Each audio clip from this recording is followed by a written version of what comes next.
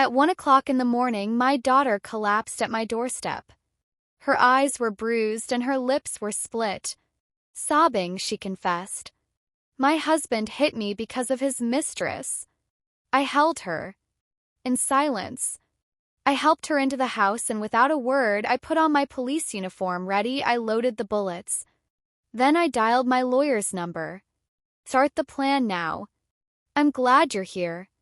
If you're watching this video, give it a like, subscribe to the channel, and tell me in the comments where you're listening to my revenge story from. I want to know how far it has reached. I had just turned off the TV and slumped onto the sofa, my eyes half closed. Through a long, exhausting shift. Being a cop in this town wasn't always a matter of life and death. But that day I had to break up a fight at the downtown bar and then write the report until the early hours. My body felt heavy. I just wanted to sleep deeply.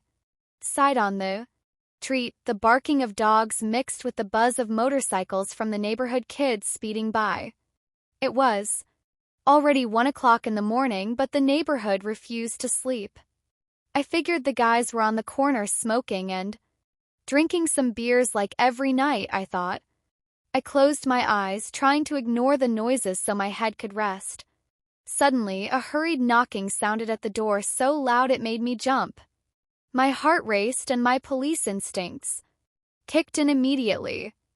Who could be knocking like that at this hour? I walked quickly to the entrance, grabbing chair tightly just in case. Who is it? I asked, my voice a little shaky. Not from fear, but because I felt something bad was happening. No one answered. There were just a couple more knocks, weaker this time, followed by a choked, trembling voice. Mom, open up. Please. I almost froze. It was the voice of Sarah, my daughter. I unlocked the door in a hurry, my heart pounding in my chest. As soon as I opened it, Sarah collapsed into my arms, trembling like a wounded animal.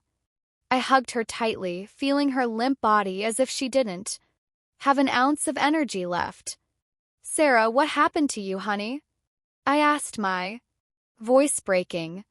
The yellow porch light hit her face, and I was paralyzed by what I saw.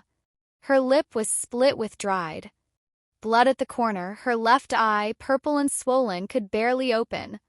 She was clutching her stomach with her hands as if trying to hide a pain. My husband. He hit me. 'Cause of his mistress, Sarah whispered, her voice choked before breaking into heartbreaking sobs. I felt my blood boil, but at the same time my heart broke. My daughter, the one I raised and loved more than my own life, was in front of me, shattered. I helped her inside. I laid her on the sofa and ran to the kitchen for a damp cloth and the first aid kit. Stay still, honey. Let me see, I said, trying to stay calm, although inside I was a wreck. I carefully cleaned the blood from her lip, but it kept coming red raw as if it were cutting my own heart. Cut was deep. It wasn't just a skin wound. It seemed to carry a much deeper damage. Sarah kept clutching her stomach, her thin hands shaking. Carefully, I removed her hands. I lifted her blouse and oh, my God, I almost dropped the cloth. A huge bruise, black and purple, covered her abdomen as if she had been hit not once but many times viciously. I felt like I couldn't breathe, as if I had taken the blows myself. Sarah, who did this to you? It was Robert, wasn't it? I asked, my voice trembling with rage and pain. Sarah didn't answer. She just cried, and her sobs broke the silence of the house. Without another thought, I grabbed the phone and dialed the number I knew by heart for the town's emergency room. Dr. Figueroa, please get ready. I'm bringing my daughter over, I said, hurrying. My car was in the shop getting the brakes fixed, so I called a taxi. While we waited, I sat next to Sarah. I covered her with a blanket so she wouldn't be cold. Her cell phone, which she had left on the table, wouldn't stop lighting up. Out of the corner of my eye, I saw 7 missed calls from Robert and some messages that appeared on the lock screen. Open your mouth if you want to lose everything. I felt the blood rush to my head. I reached out to grab the phone. I wanted to see more, to know what else he had done to her. But Sarah, though weak, snatched it from me in a panic. Mom, don't look. It's nothing. She looked at me with eyes full of fear, as if just touching that phone would make everything fall apart. I didn't press her. I just squeezed her hand to calm her down. I'm here, honey. Nothing is going to happen to you. But inside, I knew this had already gone too far. When the taxi arrived, I helped Sarah get in, supporting her with one arm while clumsily carrying a bag with the other. On the way to the hospital, Sarah was hunched over her head, resting on my shoulder, repeating over and over, "Forgive me, Mom. I didn't want to bother you at this hour, but I couldn't take it anymore. I had to run here." Every word she said was like a stab in my heart. I was her mother. I had promised to protect her all her life, and now she had to come find me in the middle of the night, broken by the man I once trusted. Taxi stopped in front of the hospital, where the cold white light of a neon sign illuminated the words "emergency room." I helped Sarah get out my daughter, who could barely stand. Her body was still shaking, and she was clutching her stomach as if holding on to her last bit of strength. I squeezed her hand, trying to hide how my own heart was racing. "I'm here. Don't be afraid," I whispered, though I was terrified too. Dr. Leticia Figueroa, who was on duty, was already waiting for us at the door. She looked at Sarah, then at me with a worried expression, but said nothing. She just motioned for a nurse to take my daughter to an examination room. I followed, my feet feeling as heavy as lead. When the nurse took off Sarah's thin jacket, I almost gasped. Besides the bruises on her face, her shoulders and wrists were covered in marks of cruelty. Purple and reddish bruises like silent accusations. I stood there motionless, holding on to the edge of a table containing the rage that was burning inside me. "What did this bastard do to you?"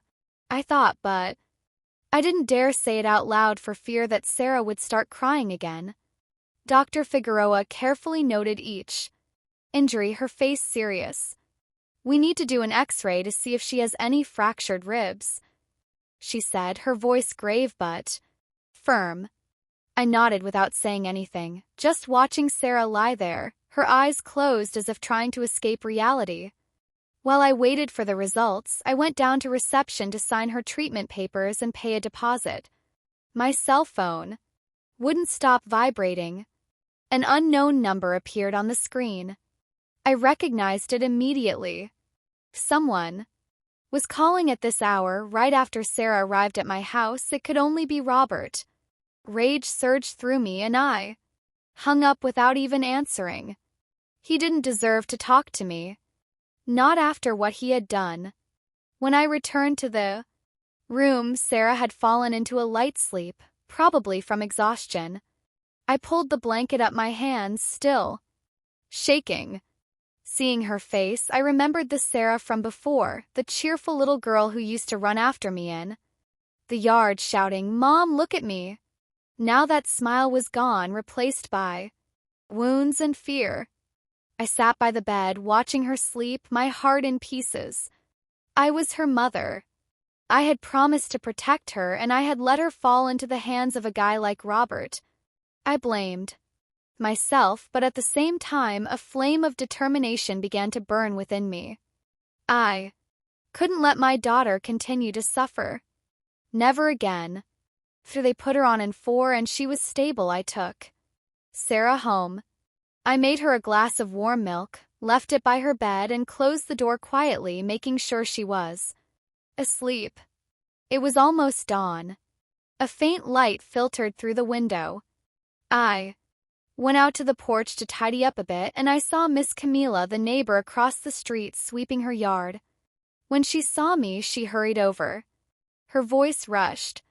Did something happen at your house last night, Elizabeth?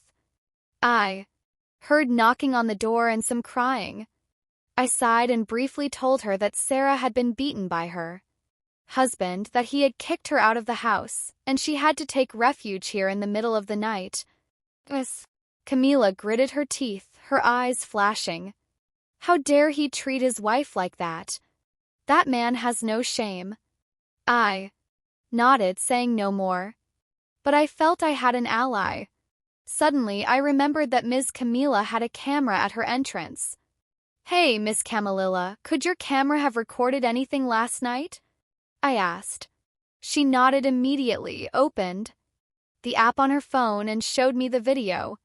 I recorded the scene on my phone of Sarah at my door, knocking desperately, her faint cries echoing in the night. Seeing that image made my heart ache all over again, but at the same time, I knew it would be a key piece of evidence. I took Miss Camilla's hand and thanked her from the bottom of my soul. She just patted my hand and said firmly, "Don't forget to get justice for that girl. I trust you can do it." I went into my bedroom, opened the closet, and looked at my police uniform hanging impeccably. The blue shirt, the khaki pants, the belt, and the gun holster.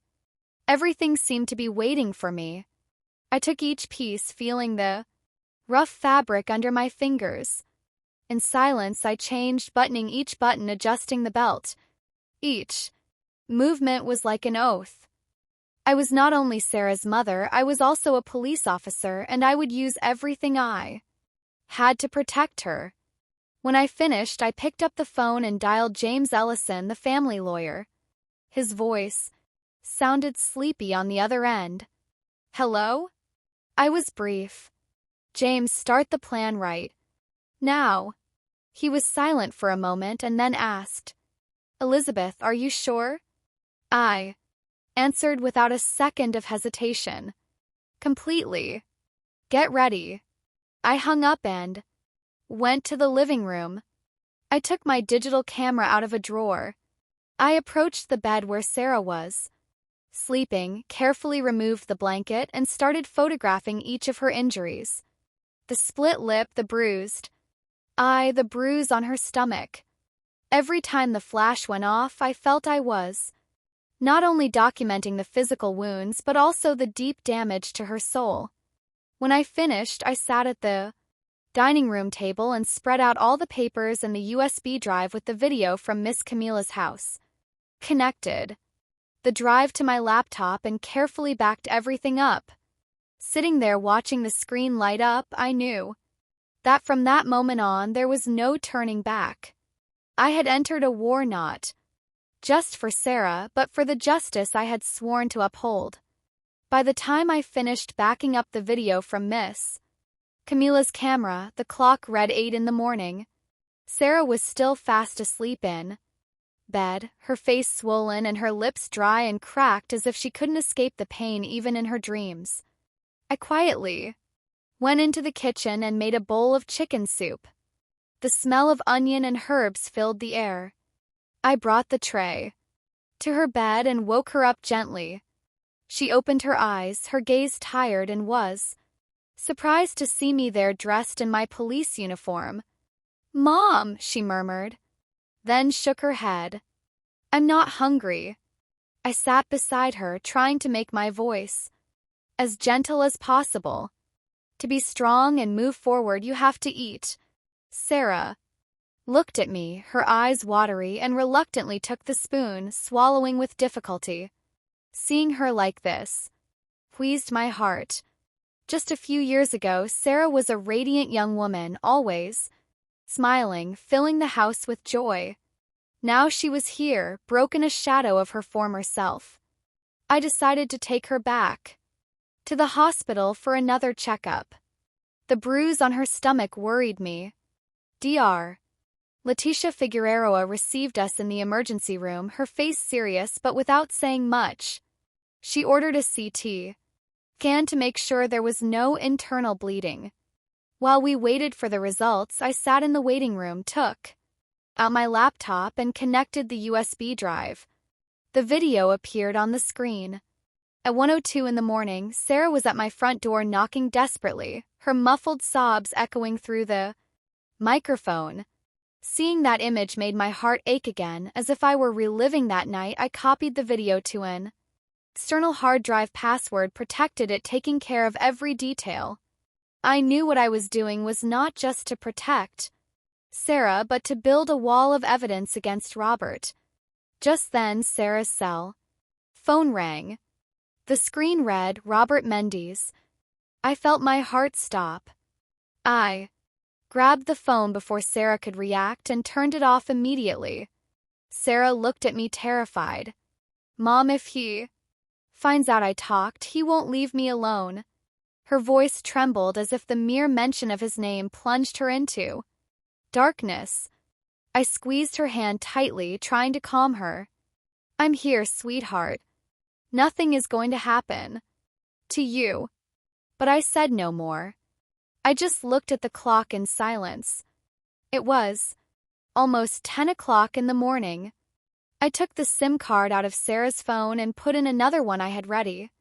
I didn't want him to find her. I didn't want him to have the chance to threaten her again. The CT scan results came back a few minutes later, confirming that Sarah had several severe soft tissue contusions, but luckily no internal bleeding. I let out a breath, but the relief was momentary. The wounds on Sarah's body would heal, but the ones in her soul I knew would need much more time. I took her home and called James Ellison, the lawyer. "I have the medical records and the video from the neighbor's camera," I told him bluntly. He scheduled a meeting at his office in the afternoon to gather the evidence. Meanwhile, Ms. Camila came over with a pot of still hot chicken broth. "This is for Sarah to get her strength back," she said with her warm voice. "If you need a witness, count on me." I looked at her, feeling her sincere support, and my heart felt a little stronger. In the afternoon, Sarah tried to rest, but she would wake up startled from nightmares. I sat by her side trying to calm her, but she just babbled fearfully. Robert pushed me and Denise. She was in a corner mocking me. Hearing that, I felt the blood rush to my head. "Who is Denise?" I asked, my voice shaking with rage. Sarah told me in a weak voice that Denise was Robert's mistress, that she had come to their house several times, shamelessly showing off, provoking Robert to take it out on her. Her story was like a knife in my heart. I had eaten at the same table as Robert. I had thought he was a decent man who would take care of my daughter, and now it turned out he was not only cheating on her, but letting another woman humiliate her in her own home. Sitting by the bed, I took out my cell phone and took close-up pictures of the bruises on Sarah's wrists, including the watch to show the exact time. With every picture I took, I felt I was not only documenting the physical wounds but also the pain my daughter carried. I knew these photos would be evidence, but they were also a reminder of what I had to do to protect her. In the afternoon, I took Sarah to James's office with a portfolio containing all the evidence I had gathered. He opened it and laid everything on the table: the photos of the injuries, the medical report, and the video on the USB. James nodded, his voice firm. "This is a pretty solid foundation. Now we just need to prove public adultery, and he'll have nowhere to run." I gripped the handle of my purse, knowing perfectly well what my next step was. I was no longer just a grieving mother. I was a cop, and I would use everything I had to make Robert pay. That night, I didn't take Sarah to my house. I didn't want her to be in a place where Robert could find her. Instead, I left her at Miss Camila's house, my trusted neighbor. She opened her doors for her to stay the night and promised to keep a close eye on her. I returned home alone, my heart heavy. I took off my police uniform and put on an old jacket and jeans, trying to look like an ordinary person and not an officer looking for evidence. I took the digital camera out of the drawer, checked the battery and memory card, and left in my old car. Every turn of the tires reminded me that I was entering a war not just for Sarah, but for the justice I had sworn to uphold. I parked car in a dark alley near the Arches bar, the place Sarah had told me Robert frequented. The neon light from the place lit up a piece of the street. I sat in the car, hunched down, camera in hand, waiting. Around 8 p.m., Robert's silver truck appeared, its headlights sweeping the alley. My heart raced, but I remained calm and turned on camera. Ready. A few minutes later, a woman came out from the corner. She was wearing a tight red dress. Her lips painted a deep color and a cigarette in her hand. She walked with a provocative confidence. I recognized her immediately. It was Denise Salgado, the woman Sarah had told me about Robert's mistress, the one who had made my daughter suffer. Robert turned off the engine, got out, and opened the door for Denise, wrapping his arm around her waist with familiarity. Seeing him, I felt my blood boil. He, the one who had sat down to eat in my house, the one who had called me mother-in-law, was now embracing another woman while my daughter was in a bed full of bruises. I snapped picture after picture. The neon light from the bar clearly illuminated their faces. Each photo was like a stab, but also another piece in the puzzle I was putting together to unmask him. I followed them from a distance to a small hotel with a flashing red light sign. I didn't get close, just stayed far away, and took a couple more photos of them entering the lobby hand in hand. Then I went around to the parking lot and took a picture of Robert's truck license plate, making sure a nearby digital clock showed the time. Each photo was a bullet, and I knew I had what would leave him with no escape. When I got home, I opened my laptop and moved all the photos to a special password-protected folder. I called James, the lawyer, with a determination I couldn't hide. I have the photos of his infidelity. You can see their faces. You can see the car's license plate. James responded with a firm voice. Excellent, Elizabeth. Keep them safe. Don't let him know you have them. I nodded, although he couldn't see me, feeling a little more relieved knowing I was one step closer to justice. Just then, my cell phone vibrated. It was Sarah calling. From Miss Camilla's number. Her voice sounded distressed. Mom, he just called a friend of mine to where I am. When she told him she didn't know he threatened her too. I'm so scared. Hearing Sarah, I felt my heart shrink.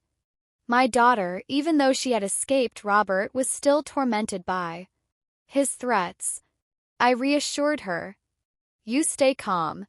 Stay at Ms. Camilla's house. I have him under surveillance. But inside, I knew I had to act faster before he found a way to hurt Sarah again. I immediately contacted Commander Rosales, a trusted colleague at the station. I presented him with all the evidence I had gathered, the video from Ms. Camilla Sarah's medical history, and the photos of the infidelity. I need you to send a patrol to watch the neighborhood, especially Ms. Camilla's house. I said, my voice hard. Rosales agreed without hesitation, but not without warning me first. Elizabeth, what you're doing is very dangerous, but if you have enough evidence, I'm sure you'll win. I thanked him and gave him a copy of the infidelity photos in case something happened to me. That night I couldn't sleep a wink. I sat at the dining room table, organizing all the data into files, proof of the injuries, camera video, and the photos of the infidelity. Each file was like an accusation, one more step to bring Robert to light. But in my heart, I couldn't shake the pain. I had once considered him a son. I had believed he would protect Sarah. And now, not only had he betrayed her, but he had dared to raise a hand to her to threaten her all. For another woman. That pain, like a deep cut, hurt me every time I thought about Sarah's bruises. The next morning, I took Sarah to Honest Kuroga, a psychologist James had recommended. Sarah needed help to overcome the trauma of the days of abuse. I stayed in the waiting room, my heart heavy, watching my daughter walk into the office. Walking slowly with her shoulders slumped was like a stone in my chest. I, who thought I was a strong mother, a tough cop, had not been able to protect her from the man I trusted. That pain, like a deep cut, hurt me every time I remembered Sarah's bruised face. While I was sitting there, my phone vibrated. It was Romero Alcázar, the head of the Public Property Registry, whom I knew from some previous dealings. His voice sounded grave and a little rushed. "Mrs. Arriaga, it's not wise to talk much on the phone, but I just saw your name and your daughter's on a land transfer file. Something strange.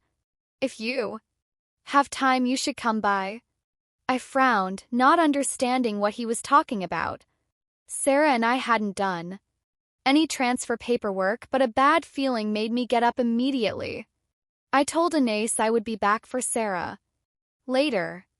When I arrived at the public registry, Romero motioned for me to enter his office. He opened a file, frowning. "There's something strange here. This land was transferred to a Denise Salgado last week, but since you didn't call me to confirm, I found it odd." I froze. I felt my blood run cold. "Can't be," I exclaimed. My voice choked. "Sarah and I never signed anything." Romero shook his head and handed me the file. "The signatures are here with your name and your daughter's, and the transaction is already filed." I took the paper and saw shaky signatures which looked nothing like ours. I immediately asked, "Who came to deliver these papers?" Romero replied in a low voice, "The employee told me it was your son-in-law, Robert. He said you had asked him to handle it because you were busy." Hearing that, I felt my blood boil. Robert had not only hit Sarah, not only cheated on her, but he had dared to forge our signatures to steal the land, my father's inheritance, what my family had cared for years. I tried to stay calm and asked Romero for a photocopy of the file. He sighed. "Someone from in here surely helped him with the paperwork. Before I left, he whispered, 'Elizabeth, this is dangerous. Be careful that no one in the office knows I told you.' I nodded, thanked him, and promised not to betray him. But inside, I felt like I was walking on pins and needles. Robert was not just a violent man. He was a manipulator, willing to do anything to get his way. In the afternoon, I went to pick up Sarah from her therapy. She looked tired, but her gaze was no longer one of panic.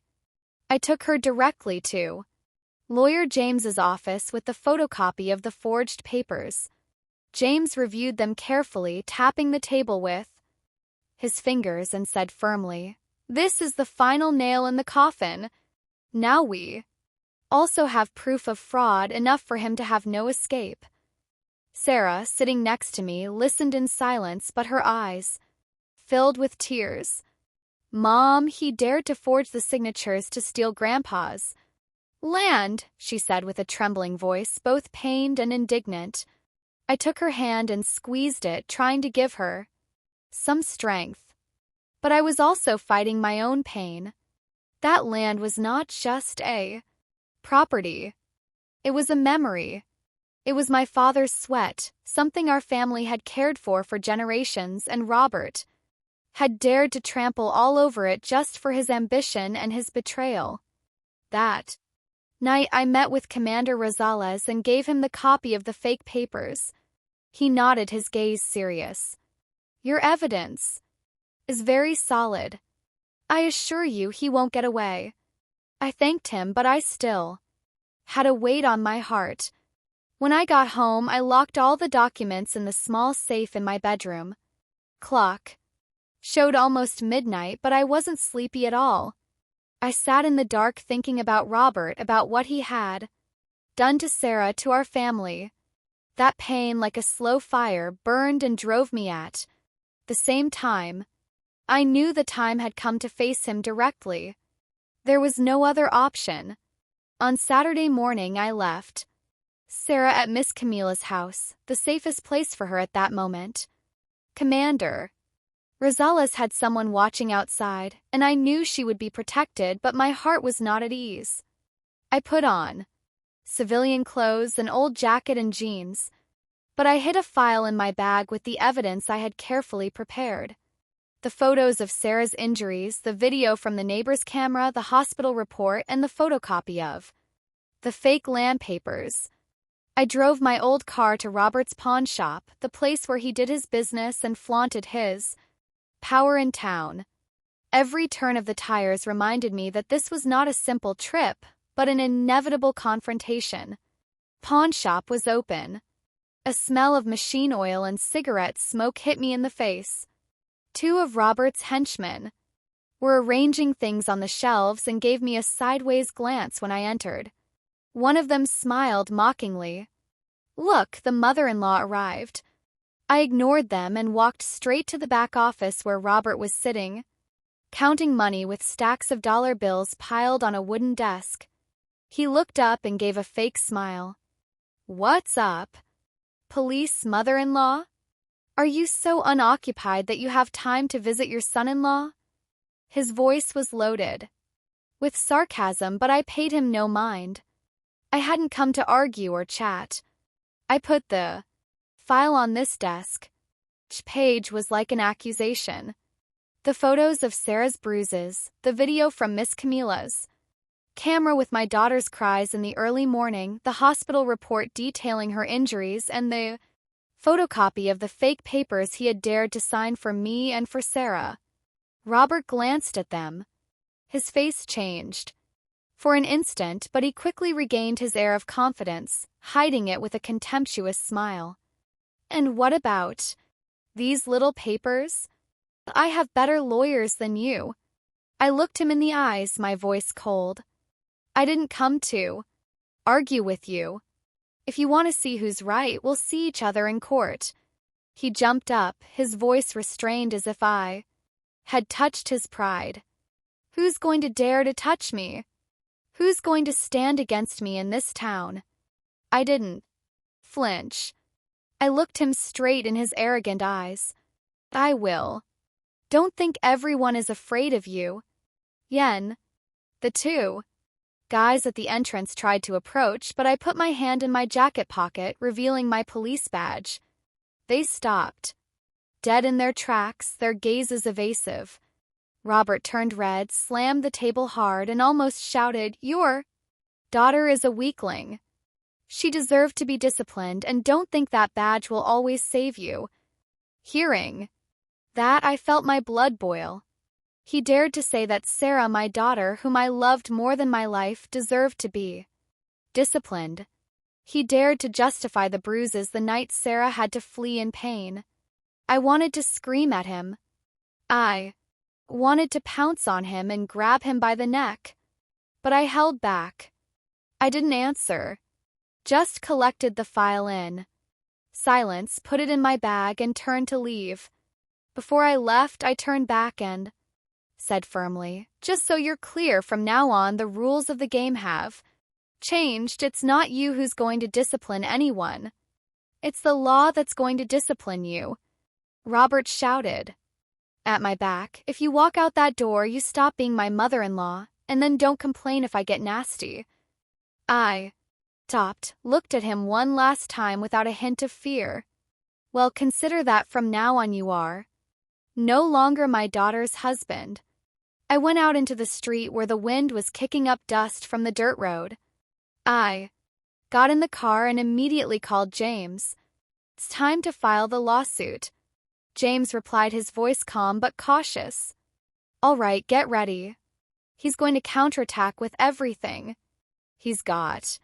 I nodded, though he couldn't see me. My heart as cold as steel. I knew this war wouldn't be easy, but I was ready. A few days after my confrontation with Robert at the pawn shop, rumors started spreading through the neighborhood like wildfire. Early in the morning, I went to the market for Some vegetables trying to act normal, but the whispers reached my ears. Two ladies at the corner stall were whispering. That Sarah probably made it all up. They say she talked back to her husband a lot, that's why he hit her. I walked past them and they fell silent, but their gazes followed me as if I were the one causing trouble. In the cafe next door, an old man sipped his coffee and shook his head. Elizabeth is now using her badge to screw over her son-in-law. Hearing that, it felt like a dagger in my chest. These people who greeted me every morning, who smiled at Sarah when she was a child, now so easily believed Robert's lies.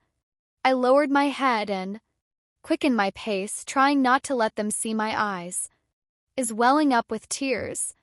Noon, James called me to his office. He placed a stack of papers in front of me, his voice grave. Robert just hired Hector Valdivia, a lawyer from Mexico City. He filed a counter. He says Sarah made everything up to extort him and that you're abusing your authority as a police officer. I took the lawsuit. I saw Valdivia's signature in blue ink, still fresh. The words on paper were like direct accusations against Sarah and me, as if we were the bad guys, the ones trying to ruin Robert's life. Sarah, sitting next to me, turned pale and said with a trembling voice, "Mom, he wants to make me out to be a liar." Seeing her, I felt my heart clench. Sarah, my sweet daughter, now had to endure not only the bruises on her body, but also the slander of the man she once loved. I took her hand and squeezed it, trying to give her some strength. But inside I felt an indescribable pain.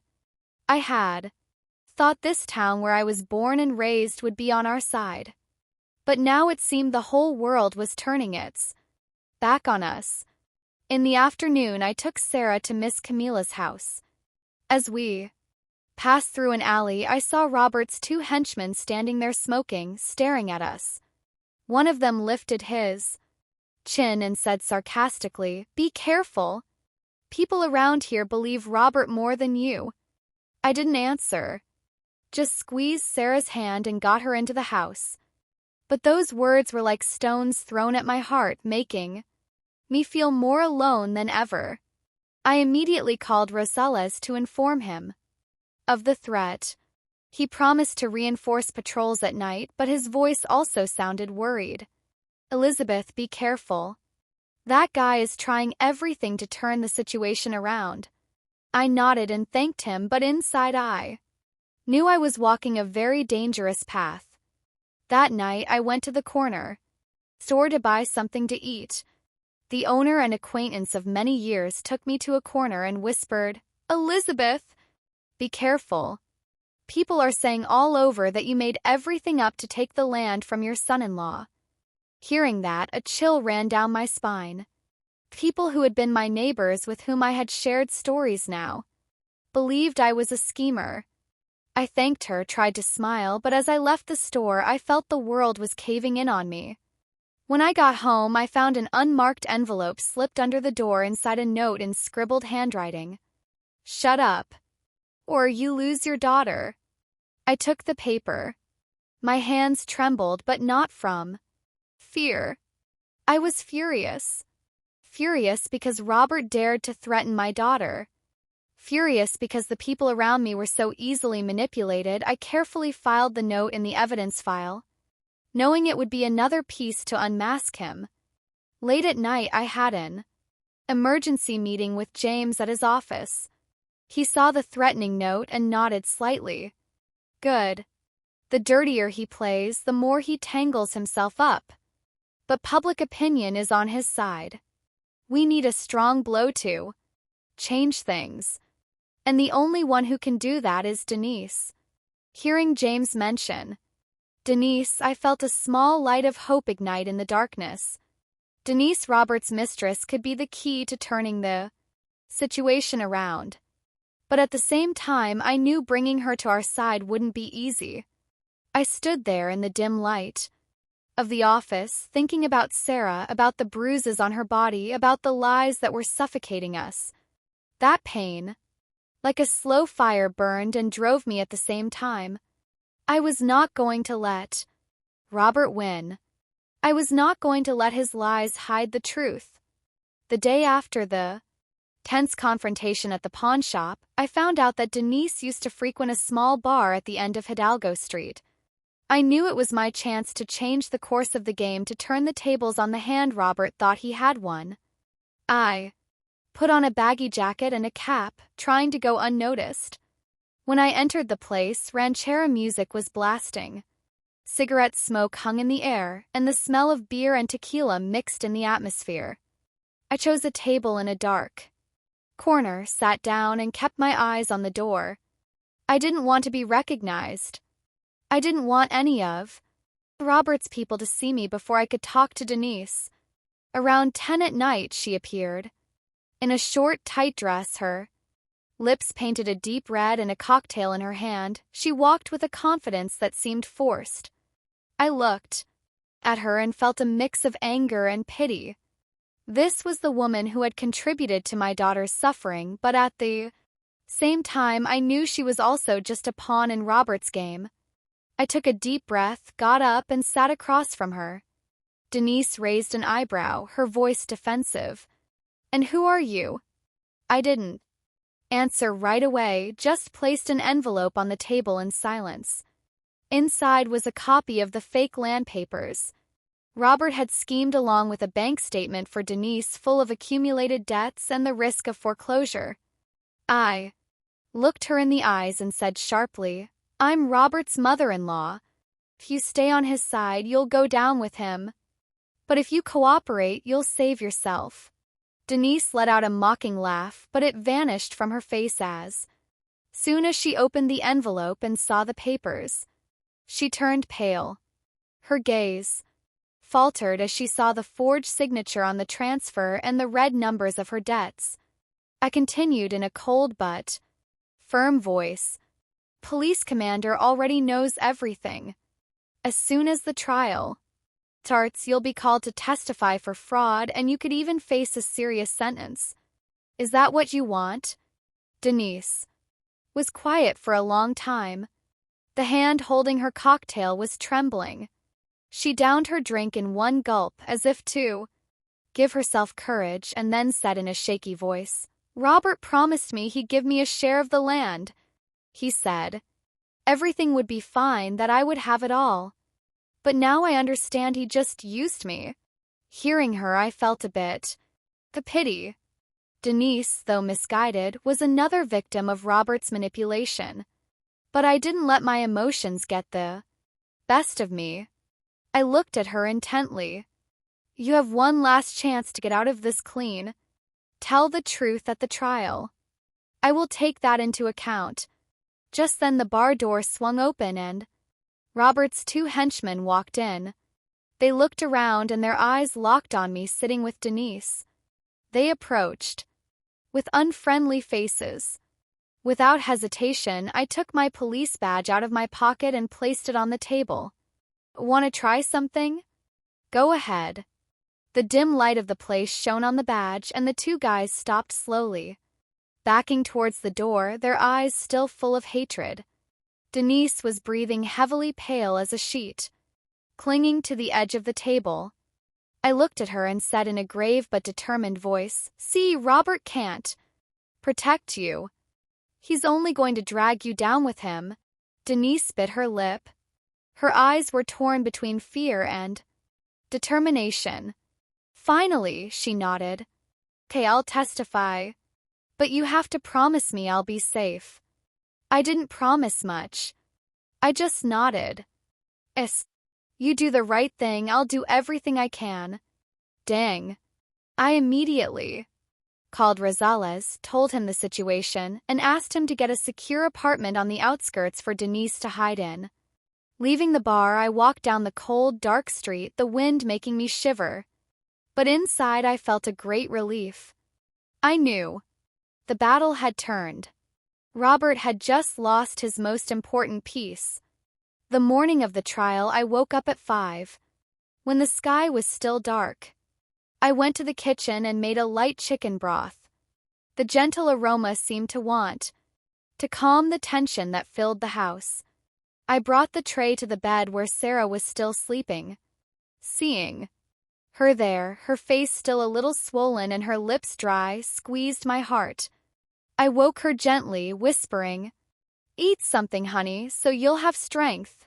Sarah opened her eyes, her gaze tired, but she nodded and sat up slowly. I helped her put on a long, light blue dress and put a thin scarf around her neck to cover the bruise that was still visible. I fixed her hair and said softly, "You don't have to hang your head anymore." Sarah looked at me, her eyes watery, but she didn't say anything. Just took my hand as if it were the only way to feel safe. Outside the house, Commander Rosales was already waiting for us with a patrol car. He greeted me with a nod. His look was serious but warm. "I've arranged an escort, Elizabeth. Everything will be fine today," he said. I thanked him, feeling a bit of relief knowing I wasn't alone.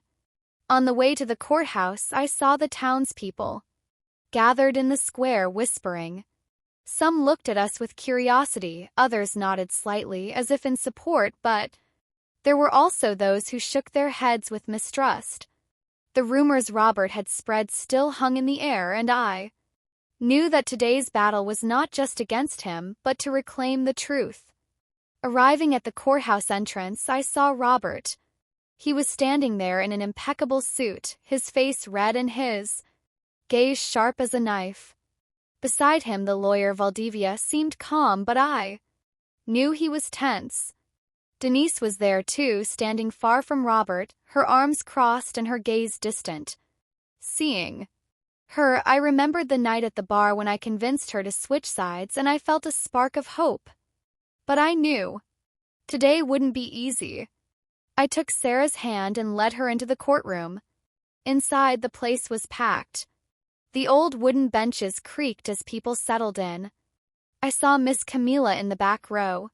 She nodded at me encouragingly as if to say she would always be there supporting us. Judge Arturo Cervantes entered and the whole room stood up. The air felt thick. The only sound was the whir of the ceiling fan, like the heartbeat of the room. Lawyer James began. His voice was deep and confident. He presented the case. Each piece of evidence was laid out before the court. The photos of Sarah's injuries, Dr. Figueroa's report detailing the lesions, the video from Ms. Camila's camera that recorded Sarah's cries in the early morning, and the copy of the forged land papers that Romero Alcazar had provided us. When James projected the video on the screen, Sarah's knocks on the door and her faint sobs filled the room. I heard murmurs among the people. Some were wiping their eyes. I looked at Sarah beside me. Her hands were shaking and her head was bowed. I put a hand on her shoulder and squeezed it gently as if to tell her I was still there, that I would always be there. Lawyer Valdivia rose to rebut. His voice was sharp. Sarah invented everything to extort my client. Elizabeth Arriga abused her authority as a police officer to coerce and slander. Those words were like daggers in my heart. I wanted to jump up to scream that he was lying, that Sarah's bruises were not an invention. But James signaled for me to calm down. He presented Robert's threatening messages, which were clearly visible on the big screen. "Shut up if you don't want to be replaced." The room fell silent. Sarah bowed her head. Her hands trembled more violently, and I knew she was remembering the month she lived in fear. I squeezed her shoulder, trying to give her some of my strength. Then it was Denise's turn. She took the stand, trembling, her gaze hesitant. "Robert promised to give me a share of the land," she said, her voice shaky but clear. "He pressured me to accept the transfer papers, saying everything was arranged, but the truth is he forged his wife's signature to steal the land from her." Robert jumped up, shouting, "You betrayed me." Court guards had to force him to sit down while Judge Cervantes said sternly, "Order or I will have you removed from the courtroom." Denise bowed her head but continued to testify. Each word was like a hammer, shattering Robert's lies. Seeing her, I felt a little relief, but I couldn't help the pain in my heart. Denise had been part of Sarah's suffering, but now she had chosen to be on the side of the truth. When it was my turn, I took the stand and swore before the court. I looked directly at the people, my voice firm. I am a police officer, but today I am here as a mother. I will not allow anyone, not even my son-in-law, to destroy my daughter and mock the law. I pointed at Robert without a trace of fear in my eyes. That man is not a husband. He is not a father. He is just an abuser and a liar. The whole room murmured. Some of the people who had believed in Robert looked at each other confused. I saw Miss Camilla's gaze. She nodded as if telling me I had done the right thing. Finally, Judge Cervantes stood up to read the verdict. His voice was grave and clear, but I didn't hear every word. I only knew that he issued a protection order for Sarah froze all of Robert's assets, nullified the land transfer, and sent the case to the district attorney's office to investigate the crimes of usury and domestic violence. A roar of murmurs filled the room. Robert slumped in his chair, his face pale as if all his strength had vanished. Valdivia remained silent, taking off his glasses to wipe away the sweat. I took Sarah's hand and led her out of there. The midday sun shone brightly on the courthouse steps, and I heard people whispering, "Elizabeth won. Justice won." But inside I knew that this victory did not erase the wounds Sarah had suffered. I only hoped that, from this day on, she could begin to find her smile again. The afternoon of the trial, when Judge Arturo Cervantes finished reading the verdict, the courtroom erupted in murmurs. I didn't hear every one of his words, but when I saw Robert collapse in his chair, his face pale, I knew we had won. The ruling dictated a protection order for Sarah froze Robert's assets, annulled the fraudulent land transfer, and sent the case to the district attorney's office to investigate the crimes of domestic violence and usury. When I took Sarah's hand and we left the courthouse, the midday sun was shining on the steps, and I heard people whisper, "Elizabeth won. Justice won." But inside I didn't feel victorious. I just felt relief, as if a weight had been lifted from my shoulders. But the pain was still there, like a scar that would never fully heal. That same afternoon, the police went to Robert's pawn shop to arrest him. People crowded the street to watch. Some whistled at him, others shouted insults to his face. I wasn't there. But the next morning, when the local newspaper published a photo of Robert in a prison uniform and handcuffs under the headline, "Pawn shop owner arrested for violence and land fraud," I felt something strange. It wasn't joy. It was a kind of liberation. He who had sat at my table, who had called me the mother-in-law, was now paying for what he had done. But that feeling was quickly replaced by sadness. I had trusted him. I had thought he would take care of Sarah. Pain of being betrayed by a family member, like a slow burn, still seared inside me. Denise disappeared from town a few days after the trial. It was rumored she had gone to Terry to look for work to start over. I didn't blame her. She had been part of Sarah's pain, but in the end, she had chosen the truth. Robert's two henchmen, the ones who called themselves Los Chamucos, were also arrested for witness tampering. The neighborhood suddenly felt calmer. There were no more hateful glares or silent threats. But I knew that the wounds Robert had left on Sarah and me wouldn't disappear so easily. Sarah moved in with me permanently. The first few days, she could barely sleep. She would wake up, startled every night, sweating, screaming, "Mom, he's coming." In those moments, I would sit by her side, take her hand and whisper, "It's okay, honey. You're safe now." But seeing Sarah, I saw myself years ago when I, too, kept silent in the face of my own pain. I took her to Anna's Kuroga, the psychologist, every week without fail. Aeneas listened to Sarah with patience, helping her face her nightmares step by step. For a few weeks, I started to notice a change. Sarah no longer covered her face when she went out. She no longer hung her head when she walked through the market.